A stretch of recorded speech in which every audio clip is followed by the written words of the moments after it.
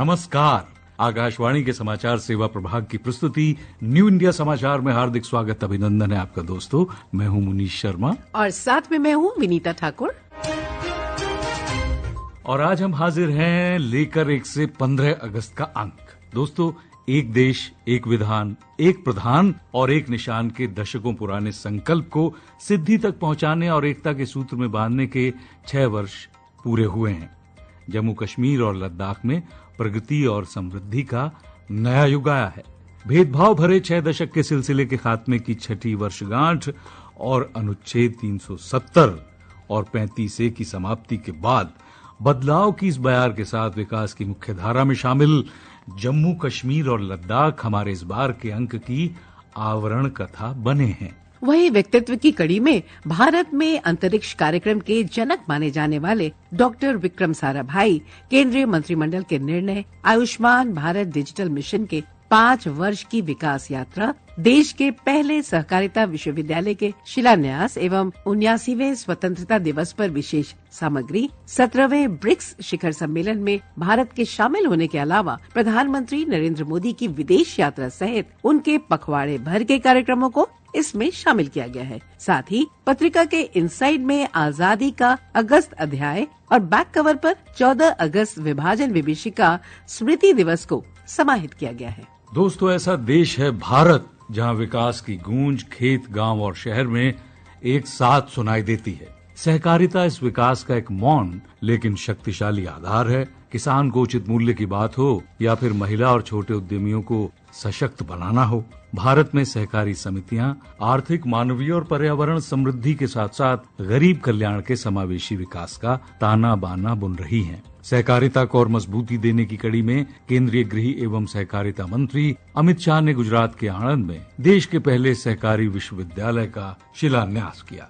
सहकारी समितियां जन केंद्रित होती हैं दोस्तों, जिनका स्वामित्व, नियंत्रण और संचालन उनके सदस्य ही करते हैं। वे अपनी सामान्य आर्थिक, सामाजिक और सांस्कृतिक आवश्यकता और आकांक्षाओं को पूरा करने के लिए ऐसा करते हैं। स्वतंत्रता पूर्व एक छोटी सी यात्रा के रूप में शुरू हुई सहकारिता आज पूरे भारत में 8.42 लाख सहकारी समिति के नेटवर्क के साथ जन आंदोलन का रूप ले चुकी है, जिसमें देश का हर चौथा नागरिक जुड़ा है। वहीं वैश्विक स्तर पर इनकी संख्या 30 लाख है। देश के करोड़ों गरीब और ग्रामीणों के जीवन में आशा का संचार कर उन्हें आर्थिक रूप से समृद्ध बनाने के लिए 4 साल पहले प्रधानमंत्री नरेंद्र मोदी ने सहकारिता मंत्रालय की स्थापना की थी। सहकारिता के वैश्विक महत्व का अंदाजा इस बात से लगाया जा सकता है कि संयुक्त राष्ट्र ने 2025 को अंतर्राष्ट्रीय सहकारिता वर्ष घोषित किया है। सहकारिता के महत्व पर केंद्रीय सहकारिता मंत्री अमित शाह कहते हैं, नरेंद्र मोदी जी ने आजादी के लगभग 75 साल के बाद सहकारिता मंत्रालय बनाया और सहकारिता मंत्रालय जब बना तब सहकारिता क्षेत्र एक प्रकार से जीर्ण शीर्ण अवस्था में दिख रहा था। आज देश का एक छोटे से छोटे सहकारी इकाई का मेंबर गर्व के साथ, आत्मविश्वास के साथ खड़ा हो गया है।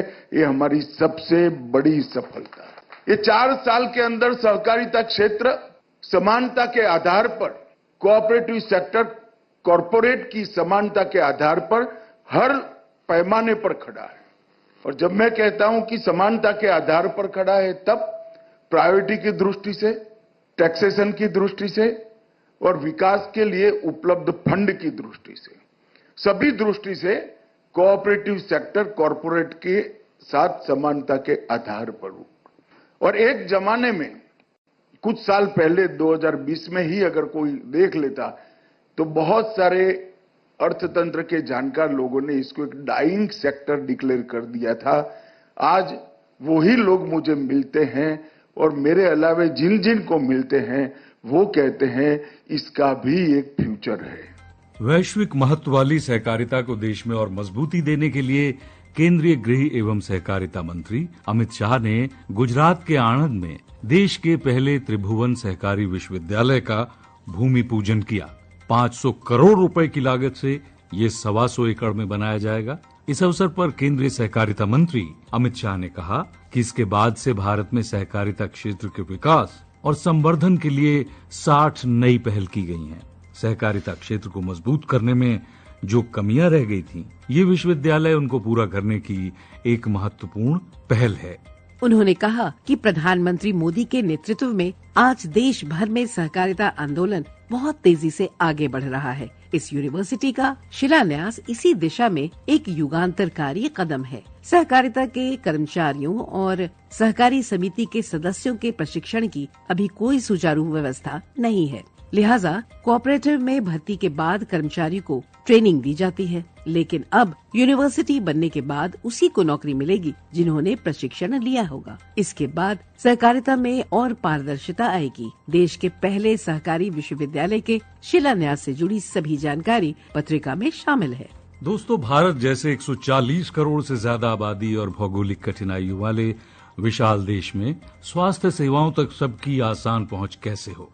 तकनीक के इस युग में भारत ने स्वास्थ्य सेवाओं को डिजिटल व्यवस्था के साथ जोड़कर न सिर्फ इसका हल निकाला है, बल्कि करोड़ों नागरिकों तक इसे पहुंचाकर अपने सामर्थ्य और दक्षता का प्रमाण भी दिया है। 15 अगस्त 2020 को लाल किले की प्राचीर से प्रधानमंत्री नरेंद्र मोदी की घोषणा के साथ ही नेशनल डिजिटल हेल्थ मिशन के तौर पर शुरू हुआ स्वास्थ्य सेवाओं में डिजिटलीकरण का ये दौर अब आयुष्मान भारत डिजिटल मिशन के साथ एक ऐतिहासिक परिवर्तन का प्रतीक बन गया है। दिल्ली में द्वारका में रहने वाली अफसाना Ayushman Bharat health account ABHA यानी आभा की खूबियां गिनाते हुए कहती हैं, अब न तो अपनी मेडिकल रिपोर्ट साथ रखनी होती है और न जांच रिपोर्ट खोने का डर है। एक क्लिक पर डॉक्टर को सब दिख जाता है।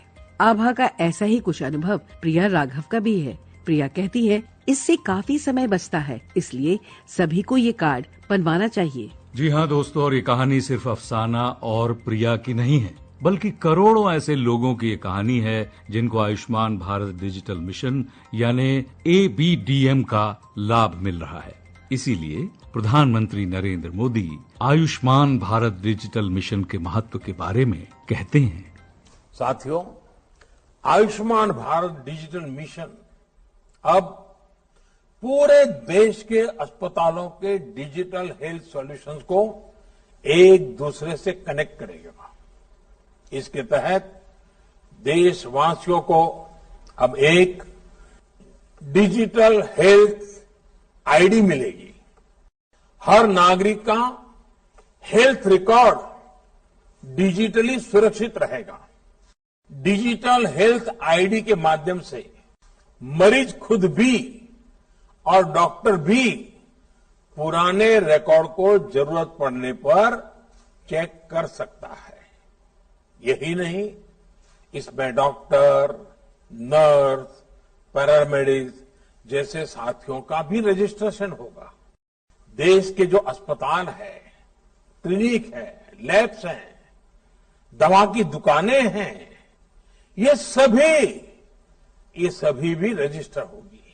यानी ये डिजिटल मिशन हेल्थ से जुड़े हर स्टेक होल्डर को एक साथ एक ही प्लेटफॉर्म पर लाएगा।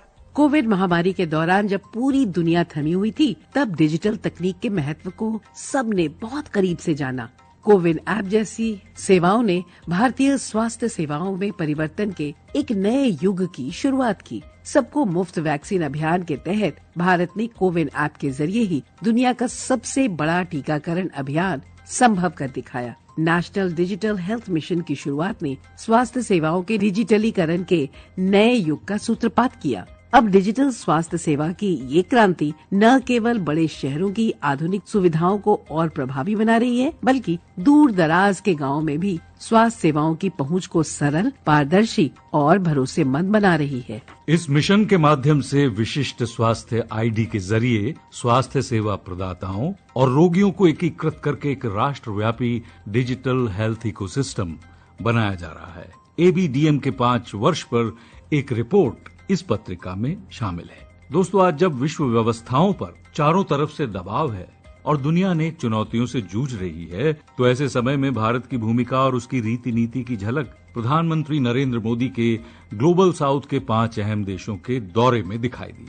घाना, ट्रिनिडाद एंड टोबैको, अर्जेंटीना और नामीबिया में प्रधानमंत्री नरेंद्र मोदी ने ग्लोबल साउथ के देशों को उचित प्रतिनिधित्व पर जोर दिया और वहीं ब्राजील में ब्रिक्स के 17वें शिखर सम्मेलन के मंच पर तमाम विरोधाभासों को दरकिनार करते हुए आतंकवाद के विरुद्ध लड़ाई जैसे मुद्दे समेत भारत की प्राथमिकताएं रियो द जेनेरियो घोषणा पत्र में शामिल हुईं। वैश्विक शांति और सुरक्षा केवल एक आदर्श नहीं है, ये सभी के साझा हित और भविष्य की बुनियाद है। एक शांतिपूर्ण और सुरक्षित वातावरण में ही मानवता का विकास संभव है। ऐसे समय में जब पश्चिम एशिया से लेकर यूरोप तक विश्व विवाद और तनावों से घिरा हुआ है, ब्राजील के रियो डी जेनेरियो में आयोजित ब्रिक्स के शिखर सम्मेलन में प्रधानमंत्री नरेंद्र मोदी ने अहम मुद्दों को उठाया। ब्रिक्स सम्मेलन के 4 सत्र के संबोधन में प्रधानमंत्री मोदी ने आतंकवाद से लेकर वैश्विक संस्थानों में रिफॉर्म्स और ग्लोबल साउथ के देशों के साथ दोहरे व्यवहार का जिक्र किया। इस मौके पर किस मुद्दे पर प्रधानमंत्री मोदी क्या बोले, ये सब पत्रिका के माध्यम से आप जान सकते हैं। दोस्तों, आर्थिक और सामाजिक विकास के आधार पर दुनिया को साउथ और नॉर्थ में बांट देना उपनिवेशवाद की देन है। यह आश्चर्य है कि दुनिया की करीब 40% जीडीपी वाले, करीब 85% आबादी जहां रहती हो और वैश्विक कारोबार में 40% से जिनका अधिक का हिस्सा हो, ऐसे ग्लोबल साउथ के 100 से ज्यादा देशों को लंबे समय से असमानता झेलनी पड़ी है। वैश्विक अर्थव्यवस्था के साथ नई भू राजनीतिक व्यवस्था में भारत ने अपने उदय और बढ़ते प्रभाव के बीच इन देशों को एक नया मंच देकर उनकी आवाज बनने का काम किया है। प्रधानमंत्री नरेंद्र मोदी ने अपने 8 दिन के दौरे पर एक बार फिर ग्लोबल साउथ के साथ भारत के विजन और रिश्तों को नए सिरे से परिभाषित किया।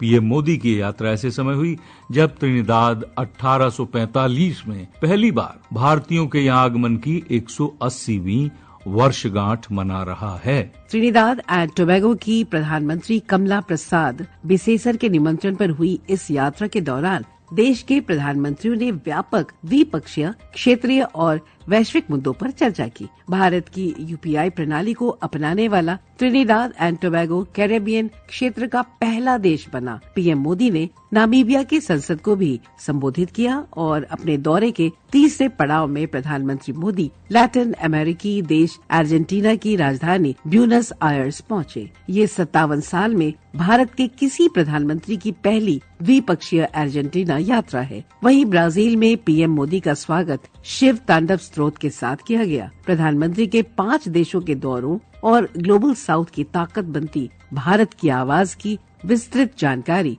पत्रिका में शामिल है। दोस्तों, भारत आज दुनिया में सबसे तेजी से आगे बढ़ने वाली अर्थव्यवस्था के रूप में नए कीर्तिमान गढ़ रहा है। तो इसके मूल में नीतिगत सुधारों के रूप में वो रिफॉर्म्स हैं जिनकी नींव 2014 के बाद रखी गई थी। इन सुधारों का असर रोजगार के क्षेत्र में भी दिखाई दे रहा है। इसी दिशा में एक और कदम बढ़ाते हुए प्रधानमंत्री नरेंद्र मोदी ने एक बार फिर रोजगार मेले के तहत 51,000 से अधिक युवाओं को नियुक्ति पत्र सौंपे, जिसकी जानकारी आप पत्रिका पढ़कर ले सकते हैं। श्रोताओं, समय की बाध्यता को ध्यान में रखते हुए आज बस इतना ही। इस पाक्षिक पत्रिका की हर प्रति हमारी वेबसाइट पर मौजूद है, जिसका पता है newindiasamaachar.pib.gov.in, जहां आप सभी समाचारों को विस्तार से पढ़ सकते हैं और चाहें तो उन्हें डाउनलोड भी कर सकते हैं। जी हां, डिजिटल और प्रिंट में यह पत्रिका आज देश ही नहीं बल्कि विदेशों में भी अपनी खास पहचान रखती है, जिसका एक्स हैंडल है NISPIB इंडिया। इसके अलावा आप हमें response-nis@pib.gov.in पर ईमेल के जरिए अपने सुझाव भी भेज सकते हैं। दोस्तों, आपके सुझावों का रहता है हमें हमेशा बेसब्री से इंतजार। मैं हूं मुनीश शर्मा और मैं विनीता ठाकुर, आपसे लेते हैं इजाजत। नमस्कार।